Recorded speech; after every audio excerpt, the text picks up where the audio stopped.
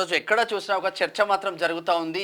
చిలుకూరు బాలాజీ టెంపుల్లో బ్రహ్మోత్సవాల సందర్భంగా గరుడ ప్రసాదం పిల్లలు లేని దంపతులకు, ఎస్పెషల్లీ పిల్లలు లేని ఆడవాళ్ళకి ఆ గరుడ ప్రసాదం ఇస్తే పిల్లలు పుడతారు అన్న ఒక చర్చ వేగంగా విస్తృతంగా మన హైదరాబాద్ తెలంగాణలో విస్తృతంగా వ్యాపించి పొద్దున మబ్బున 4 గంటల నుంచి మహిళలు క్యూ లైన్లో ఉన్నారు. దాదాపు 1,00,000 నుంచి 1,50,000 మంది మహిళలు క్యూ లైన్లో ఉండి ప్రసాదం తీసుకుంటున్నారంటే మరి ఇది మూఢనమ్మకాల వైపు వెళ్తున్నామా, సైంటిఫిక్గా మనం ఏమన్నా వెళ్తున్నామా అన్నది కూడా అర్థం కాని పరిస్థితి మాత్రం నెలకొందని చెప్పుకోవచ్చు. నిజంగానే ప్రసాదం తింటేనే పిల్లలు పుడితే ఇక ఈ హాస్పిటల్స్ ఎందుకు, ఈ వ్యవస్థ ఎందుకు? పిల్లలు దేనికోసం, ఎట్లా పుట్టాలి? ఒక స్త్రీ పురుషుడు కలిస్తేనే కదా పిల్లలు పుట్టేది. మరి నిజంగానే ప్రసాదం తింటే ఇంకా పెళ్ళిళ్ళు కూడా అవసరం లేదు అన్న కోణంలో విస్తృతంగా విమర్శలు కూడా వస్తున్నాయి. మరి పురుషుడి వీర్యం స్త్రీ అండంలోకి వెళ్ళిన తర్వాత జరిగే ప్రక్రియలో 9 నెలలు గర్భం దాల్చిన తర్వాత మాత్రమే పిల్లలు పుట్టే అవకాశం ఉంది.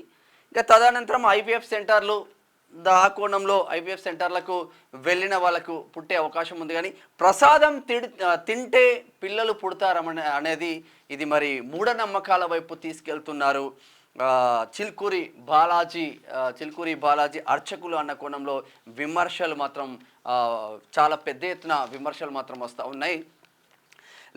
లాస్ట్ వీకే మనం చూసుకున్నాం పతాంజలి రామ్దేవ్ బాబాకి సంబంధించిన కరోనా టైంలో మా మందులే బెస్ట్, అల్లోపతి మందులు వేస్ట్ అన్న కోణంలో యాడ్స్ ఇచ్చేసి విస్తృతంగా ఇండియా లెవెల్లో ఫారిన్ కంట్రీలలో కూడా యాడ్స్ ఇచ్చేసి పతాంజలి ఉత్పత్తులు విపరీతంగా అంటే లక్షల కోట్లలో టర్న్ ఓవర్ చేసుకున్నారు. దానికి సంబంధించిన సుప్రీంకోర్టు కీలక వ్యాఖ్యలు చేసింది. ఏం చేసిండు?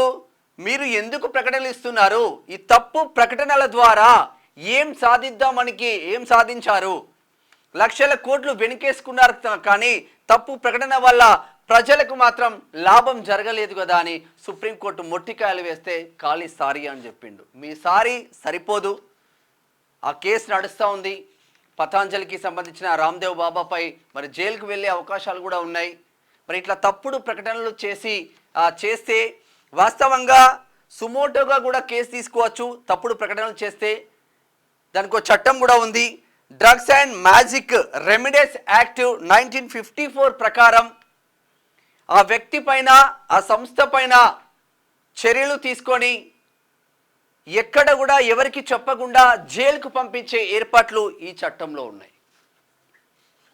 మరి ఇంత పెద్ద చట్టాలు ఉన్న తర్వాత కూడా ఈ మూఢనమ్మకాల వైపు ఎందుకు వెళ్తూ ఉన్నారు ప్రజలు? భక్తి ఉండొచ్చు, అందరం హిందువులమే, 100% చిలుకూరు బాలాజీ టెంపుల్కు నేను 100 సార్లు వెళ్ళుంటా, దేవుణ్ణి మొక్కుకుంటాం, వస్తాం. ప్రదక్షిణలు చేయడం ద్వారా మన హెల్త్ కూడా మంచిగా ఉంటుంది. కానీ బ్రహ్మోత్సవాల సందర్భంగా ఈ ప్రసాదం ఏదైతే ఏర్పాటు చేసిందో గరుడ ప్రసాదం పేరుతో ఏర్పాటు చేసిన ప్రసాదం పైన మాత్రం విమర్శల దాడి మాత్రం వెల్లువెత్తాయని చెప్పుకోవచ్చు. మరి ఇండియన్ మెడికల్ కౌన్సిల్ ఏం చేస్తున్నట్టు? ఇదే పతాంజలి రామ్దేవ్ బాబా పైన పెట్టిన కేసులు చిలుకూరు బాలాజీ టెంపుల్ అర్చకుల పైన ఎందుకు పెట్టకూడదు అని విమర్శలు మాత్రం వెల్లువెత్తుతున్నాయి. మరి నిజంగానే drugs and magic remedies act 1954 ప్రకారం 100% కేసులు పెట్టి వీళ్ళని కూడా ఎందుకు లోపల వేయకూడదు అన్న కోణం కూడా వినిపిస్తూ ఉన్నది. మరి ఇంతమంది ఇండియన్ మెడికల్ కౌన్సిల్ ఉంది, మరి గైనిక్ డాక్టర్లు చాలామంది విస్తృతంగా కొరత ఉంది. మరి 1,00,000 మంది 1,50,000 నుంచి 1,50,000 మంది కూడా చిలుకూరు బాలాజీ టెంపుల్ ప్రసాదం కోసం పోయిందంటే మరి గైనిక్ డాక్టర్స్ ఏమన్నా తక్కువగా ఉన్నారా? నమ్మకంతో పోతూ ఉన్నారు, వస్తూ ఉన్నారు. నమ్మకం అనేది ఉండాల్సిందే, నమ్మకంతోనే సొసైటీ నడుస్తుంది కాబట్టి నడవాల్సిందే. కానీ నిజంగానే ప్రసాదంతోనే పిల్లలు పుడతారు అంటే ఇక పెళ్ళిళ్ళు కూడా అవసరం లేదు అన్న విమర్శలు కూడా వెల్లువెడుతున్నాయి. ఇదేదో మనం హిందువులకు వ్యతిరేకంగా చేస్తున్న ప్రోగ్రాం కూడా కాదు. చాలా చర్చిలలో కూడా కొన్ని జరుగుతూ ఉన్నాయి. పెద్ద పెద్ద చర్చిలలో, ఆ మియాపూర్లో ఉన్నటువంటి పెద్ద పెద్ద చర్చిలలో కూడా ఇటువంటివి జరుగుతూ ఉంటాయి. కల్వారి టెంపుల్, ఇంకో టెంపుల్, చర్చి పోయి ఇప్పుడు టెంపుల్ వచ్చేసింది. వాళ్ళు కూడా కాపీ పేస్ట్ లాగా వెళ్ళిపోతూ ఉన్నారు. అప్పటి వరకు ఆయన నడవరాలేదంట. చర్చిలలో ఒక ఆయిల్ ఇస్తాడు ఆ పాస్టర్. ఆయిల్ ఇవ్వంగానే ఆ ఆయిల్ రాయంగానే కింద కూర్చున్నాడు డైరెక్ట్ లేసిగా ఎగిరెగిరి గంతులేస్తూ ఉంటారు. ఏ మూఢనమ్మకాల వైపు తీసుకెళ్తున్నారు ప్రజల్ని? ఒక కాలు చిన్నగా ఉంటుంది, ఒక కాలు పెద్దగా ఉంటుంది. చిన్నప్పటి నుంచి ఒక క్యాండిడేట్కి ప్రార్థన చేసిన ఆయిల్ రాయంగానే ఉన్న కాలు అప్పటిదప్పుడు అదే చర్చిలో రెండు సేమ్ అయి నడుస్తూ ఉంటాడంట. వీల్ చైర్లో తీసుకొని వస్తారు చర్చికి. వీల్ చైర్లో తీసుకొచ్చి ఓ 30-35 సంవత్సరాల యువకుడిని తీసుకొచ్చి అప్పటి వరకు తను కనీసం నడవలేని పరిస్థితిలో ఉండి ఆ స్టేజ్ మీదకి తీసుకొచ్చేసి ఏకంగా ఇక ప్రార్థన చేసి ఓ ఆయిల్ రాయంగానే వీల్ చైర్ల నుంచి కూర్చున్నాడు. అసలు లేవనే రాదు అప్పటి నుంచి 30-35 సంవత్సరాల నుంచి. అప్పుడు టక్కనైనా లేచి గంతులు వేయడం కాదు, ఏకంగా డ్యాన్సులు చేసి పరిగెత్తిస్తున్నారు. మరి ఇండియన్ మెడికల్ కౌన్సిల్ ఎందుకు, ఈ డాక్టర్లు ఎందుకు, ఈ వ్యవస్థ ఎందుకు, ఈ వైద్యం ఎందుకు? ఇక మీరే అన్ని చేస్తే అయిపోతుంది కదా. మళ్ళీ అదే పాస్టర్ ఈయనేమో ఆయిల్స్ ఇస్తూ ఉంటాడు అందరికీ. నూనె రాసుకుంటే మంచిగా అవుతుంది. ఎవరికైందో అర్థం కాదు, కానీ ఈయనకు జ్వరం వస్తే మాత్రం ఈయన పోయి యశోద హాస్పిటల్ అవంటాడు.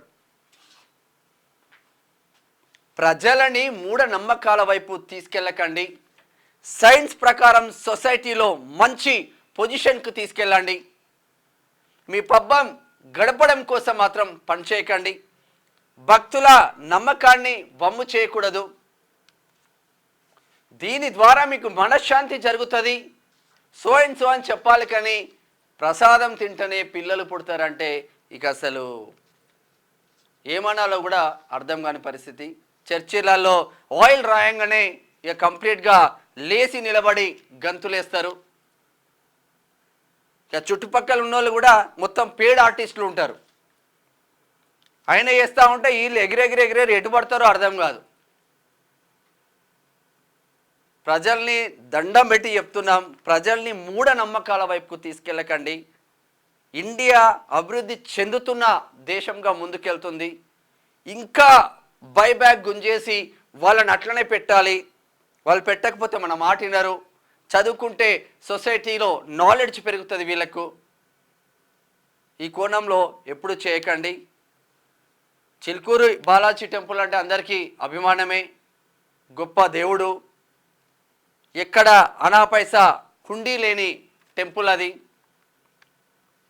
వీసాల చిలుకూరు బాలాజీ టెంపుల్ అయిపోయింది. మరి ఇప్పుడు సంతానోత్పత్తికి కేంద్రంగా మారకూడదు అనేది మన ఉద్దేశం. మంచి జరిగితే దేవుణ్ణి కోరుకొని మనశ్శాంతిగా ఉండి మంచి జరిగితే అందరికీ హ్యాపీ. ప్రసాదం తింటేనే పిల్లలు కలగడం అన్నది నెవర్ అది జరగదు.